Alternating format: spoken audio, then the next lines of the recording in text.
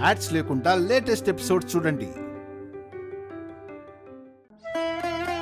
ఈ వంశానికి వరించిన ముక్కుపుడక కేవలం ఓ ఆభరణమూ కాదు, ఓ అలంకారమూ కాదు. ముక్కుపుడక వెనక పెద్ద కథుందని మా గురువుగారు చెప్పారు. ఆ కథ గురించి మీకు వివరంగా చెప్తాను, వినండి.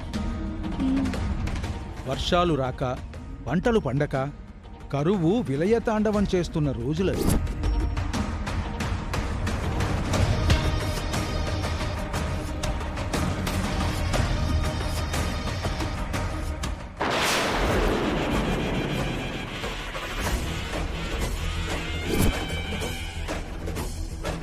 తులసిలాంటి జాతకం కలిగిన అమ్మాయిని మీ ఇంటి కోడలిగా తెచ్చి ఆమెతో పూజలు చేయించారు. ప్రతి సంవత్సరం మీ ఇంటి కోడలు ఈ ముక్కుపుడకను ధరించి ఈ సంప్రదాయాన్ని ముందుకు తీసుకువెళ్ళాలి.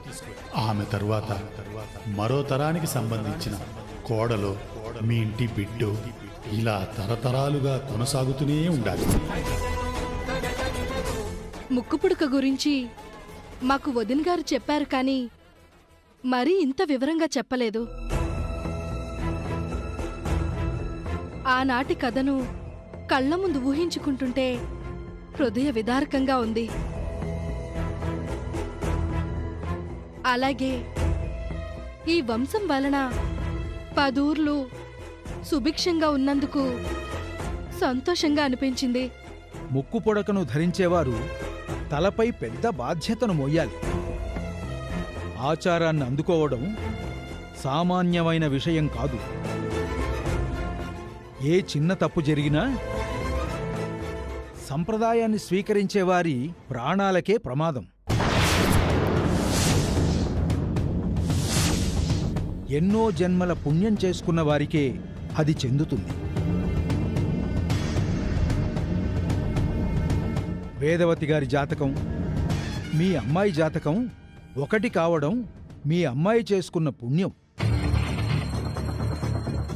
ఏం పుణ్యమో ఏంటో, జాతకమైతే సరిపడింది గాని దానికి ఈ పూజలు నియమాలు పడవు. రేపు ఈ ఇంటి కోడలైన తర్వాత ఏం జరుగుతుందో ఏంటో.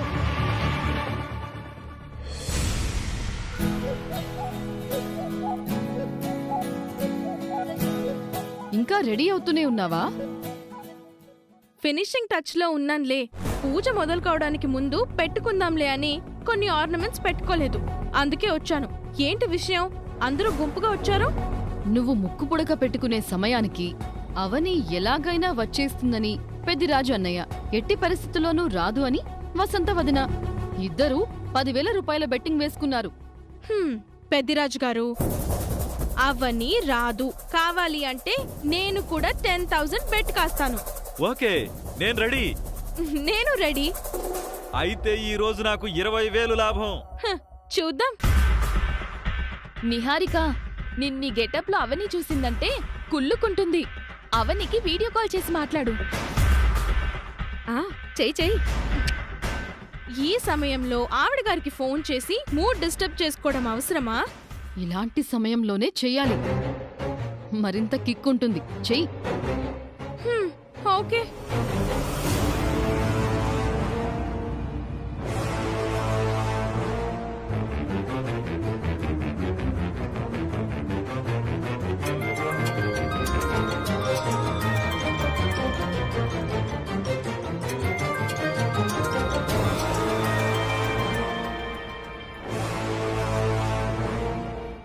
హాయ్ బంగారం.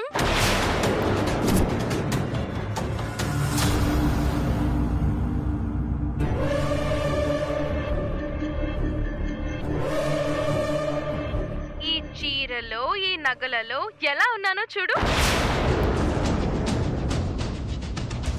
బావున్నానా? చాలా బాగున్నావు, చెట్టుకి చీర చుట్టినట్టు. నా అందం, నా అదృష్టం చూసి తట్టుకోలేకపోతున్నావా బంగారం?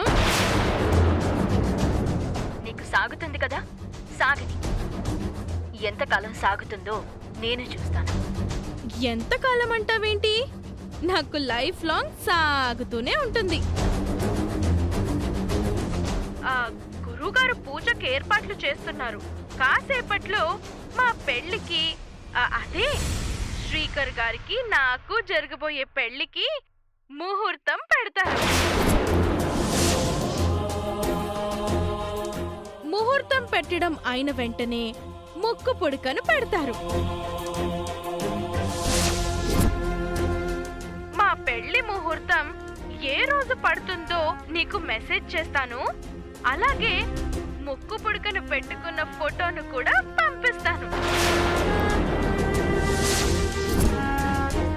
వాటిని చూసి ఏడుస్తూ సాయంత్రం వరకు కూర్చో.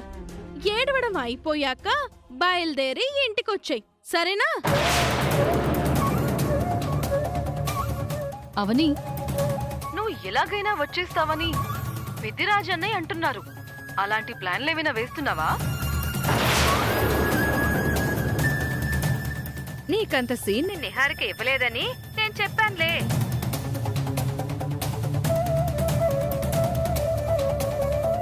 అవని, అమ్మా నాన్నల మధ్య 10,000 బెట్టింగ్ నడుస్తుంది. 10,000 కాదవని 20,000. ఏం జరుగుతుందో చూద్దాం.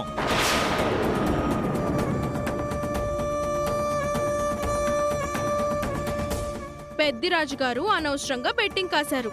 చూడు, నువ్విక్కడ లేవు అనే బాధతో ఏదో ఒక రకంగా ఇక్కడికి వచ్చావే అనుకో, నీ పరువు తీసి పాతరేస్తాను.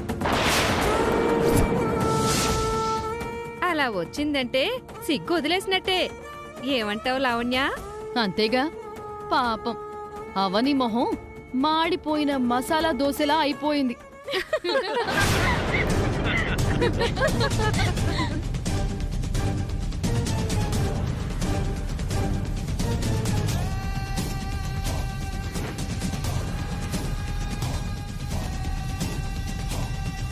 పెళ్లి ముహూర్తాలు పెడుతున్నారా? నిహారికకు ముక్కు పుడక పెడుతున్నారా? అంటే నిహారిక ప్లాన్ చేసి అవనిని నా ఇంటికి పంపించింది. ఈ విషయం నాతో చెప్పలేక నా చెల్లెలు ఎంత నరకయాతన అనుభవిస్తోంది.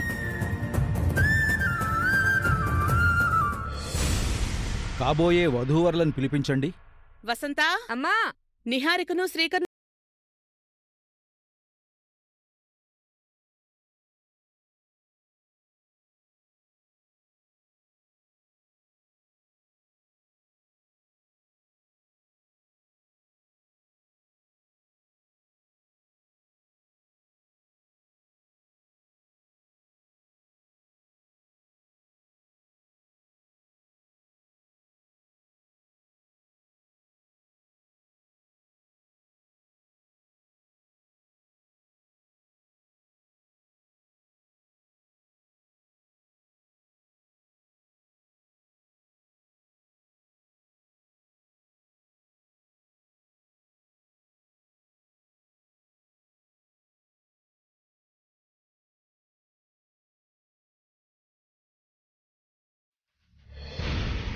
బామ్మర్ది, ఏదో కోల్పోయినట్టు కూర్చున్నావేంటి? కాస్త నవ్వు. కోల్పోయాను, చాలా చాలా కోల్పోయాను. ఇంకా ఏం కోల్పోతానని భయంగా ఉంది. బొట్టు పెట్టుకోండి.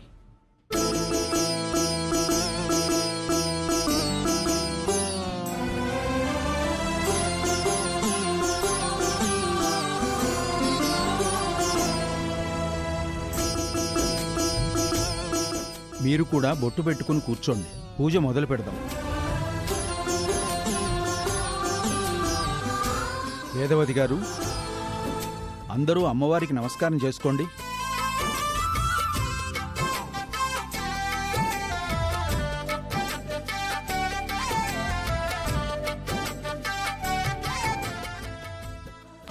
అవని, నువ్వు ఈ క్షణం ఇక్కడ లేకపోవచ్చు, కానీ నా మనసంతా నీ దగ్గరే ఉంది. తప్పని పరిస్థితుల్లో నిహారికతో పూజలో కూర్చున్నాను. నన్ను క్షమించు.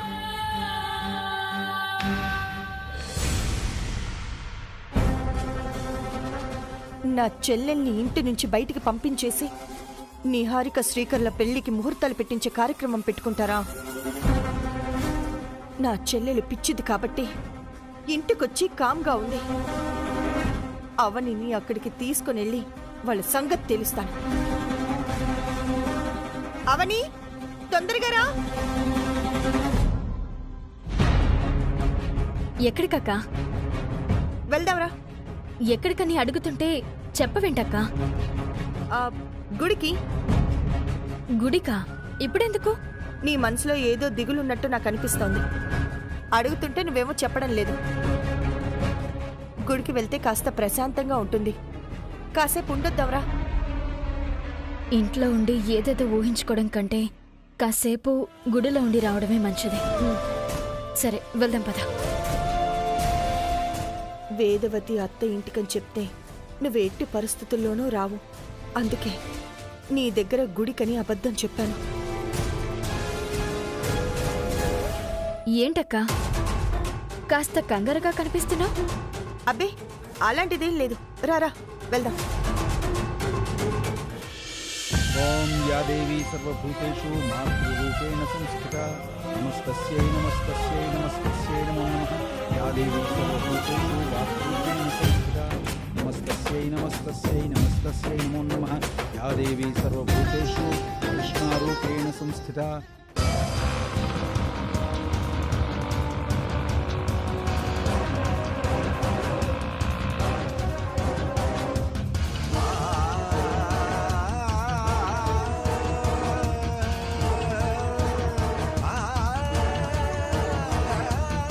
కొంచెం తొందరగా పోనివ్వండి. కంగారెందుకక్కా? పూజ అయిపోతుందేమోనని.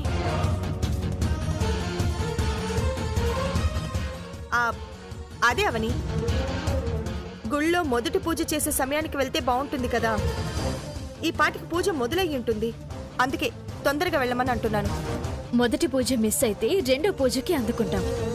అందులో కొంపలు మునిగిపోయేదే ఉందక్కా. అన్నిసార్లు అలా అనుకోకూడదవని.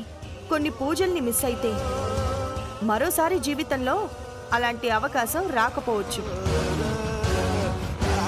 అసలు నువ్వు ఏ విషయం గురించి మాట్లాడుతున్నావు అక్కా?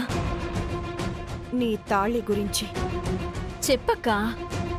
నేను ఏం మాట్లాడినా ఏం చేసినా అన్నీ నీ మంచి కోసమే అవని.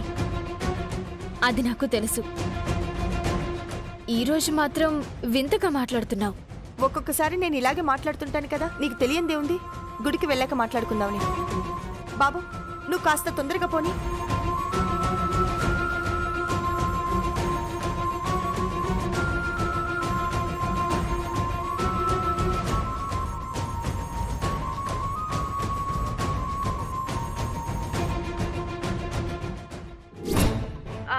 గురుగారు పూజకి ఏర్పాట్లు చేస్తున్నారు. కాసేపట్లో మా పెళ్లికి, అదే శ్రీకర్ గారికి నాకు జరగబోయే పెళ్లికి ముహూర్తం పెడతారు. నాది నా మేనత్త జాతకం అయ్యుండకపోవచ్చు. అయినా ఆనాడు మా పెళ్లి ఒక మంచి ముహూర్తంలో జరిగిందని నేను నమ్ముతున్నాను. అలాంటిది ఇప్పుడు నా భర్త మరో ఆడదాని మెడలో తాళి కట్టడానికి ముహూర్తం నిర్ణయించబోతున్నారు. దేవుడా, ఇది నీకు అన్యాయం అనిపించడం లేదా? ఎందుకు ఆ కార్యాన్ని ఆపడం లేదు? ఏదో ఒక రూపంలో ఆపే.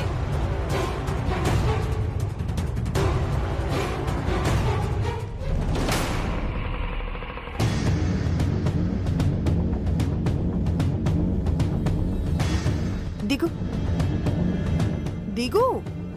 అక్క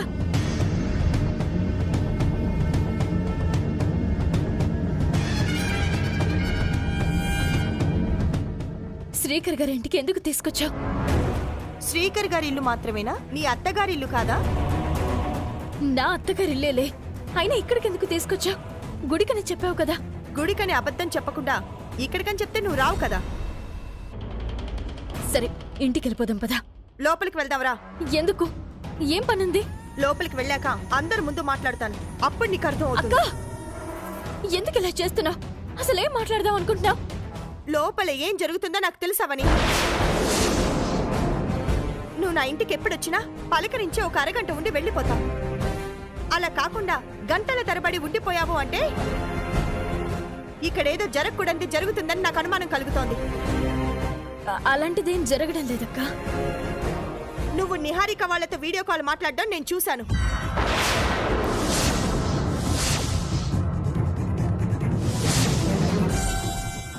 నా అనుమానం నిజమైంది. ఈ ఇంట్లో నీ భర్తకి మరో అమ్మాయికి పెళ్లి ముహూర్తాలు చూస్తూ ఉంటే దాన్ని ఆపడానికి ఏదో ఒక ప్రయత్నం చేయకుండా నా ఇంటికి వచ్చేస్తావా? అసలు బుద్ధున్న పనులేనా ఇవి? నీ వల్ల కానప్పుడు కనీసం నాతో అయినా చెప్పాలి కదా. నేను ఏదో ఒక ఉపాయం ఆలోచిస్తాను కదా. అసలు ఆ శ్రీకర్ ఏమనుకుంటున్నాడు? మంచోడు మంచోడు అని మనం అనుకుంటుంటే నిన్ను నిలువున ముంచేసేలా ఉన్నాడు. అక్క, ఆయన తప్పేం లేదక్క. తప్పంతా శ్రీకర్ దగ్గర కనపడుతుంది. అప్పుడేమో నిశ్చితార్థం చేసేసుకొని ఏవేమో కథలు చెప్పాడు. ఇప్పుడేమో లగ్న పత్రిక దాకా వచ్చేశాడు. అసలు ఆ శ్రీకర్ ఉద్దేశం ఏంటో నాకేం అర్థం కావడం లేదు. నిహారిక నీకంటే బెటర్ అనుకుంటున్నాడా? నీ మీద శ్రీకర్కి మోజు తగ్గిపోయి నిహారిక మీద మోజు పెరిగిపోయిందా? లోపలికి వెళ్ళి తేల్చుకుంటాను, రా. అక్క, ఫంక్షన్ అయ్యేంత వరకు రావద్దని అత్తయ్య అడిగింది. రానని మాటిచ్చాను. ఇప్పుడు వెళ్తే బాగుండదు, గొడవలు వస్తాయి. నువ్వు కోడలు తెలుసుంటే బయటకు పొమ్మంటుందా? మాటిచ్చిందంట మాట. చాలా గొప్ప మాట. మరి చేసే పనులకు అర్థాలు హద్దులు ఉండాలి. జీవితాలు బలైపోయే త్యాగాలు చేస్తే ఎవరికి నష్టం? జీవితాంతం ఎవరు ఏడ్చుకుంటూ కూర్చుంటారు? నువ్వా వాళ్ళ? శ్రీకర్ సింపుల్ గా చేతులు దులుపుకుంటాడు. నువ్వే ఎటు కాకుండా పోతావు. నీ మెడలో ఉన్నది తాళనుకుంటున్నావా, తాడనుకుంటున్నావా? రా. అక్క, వద్దక్క. అవతల లగ్న పత్రిక రాశారు అంటే ఇక నువ్వేమీ చేయలేవు. ఆచారం ప్రకారం ముక్కు పుడక ధరించిందంటే నీ జీవితం సర్వనాశనం. నువ్వు రాకపోతే నా మీదొట్టే.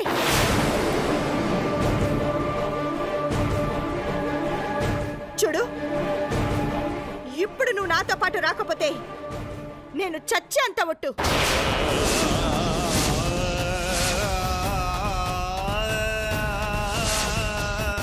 నా కళ్ళ ముందే నీ జీవితం నాశనం అవుతుంటే చూసి తట్టుకునే శక్తి నాకు లేదే, లేదు.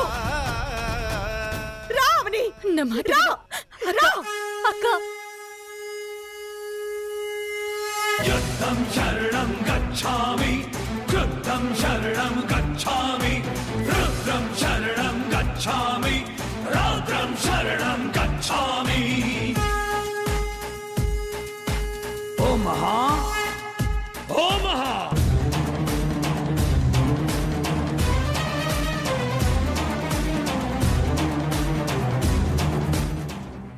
వేదవతి గారు, తిథి, నక్షత్రం, రాశి, వారం అన్నీ క్షుణ్ణంగా పరిశీలించాను.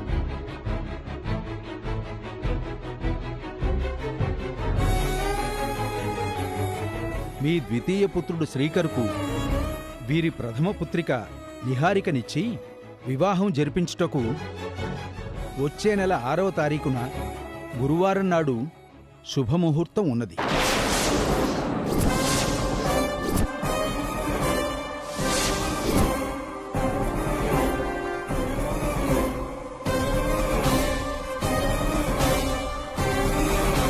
మీరు చెప్పిన ముహూర్తానికే పెళ్లి ఖాయం చేద్దాం గురువుగారు.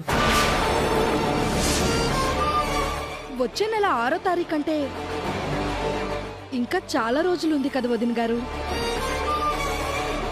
అవును గురువుగారు, చాలా లేట్ అవుతుంది. దానికంటే ముందు మరో ముహూర్తం ఏదైనా ఉంటే చూడండి. వేదవతి గారి కోడలిగా రావడం అంటే 10 ఊళ్లకు ఆరాధ్య దైవం అని అర్థం. అలాంటి పెళ్లికి ఆషామాషి ముహూర్తం పెట్టకూడదు. గురువుగారు అన్ని విధాలుగా ఆలోచించే చెప్తారు. ఆ విధంగానే నడుచుకుందాం శేఖర్ గారు. సరే, ఇంకా చేసేదేముంది, కానివ్వండి. వేదవతి గారు,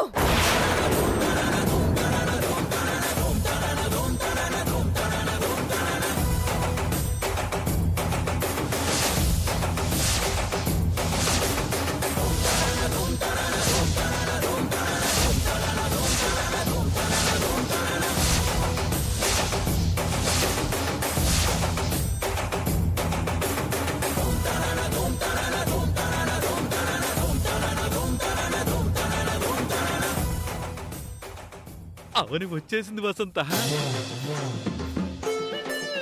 నేనే గెలిచాను నిహారిక. 20,000 లాభం. రా.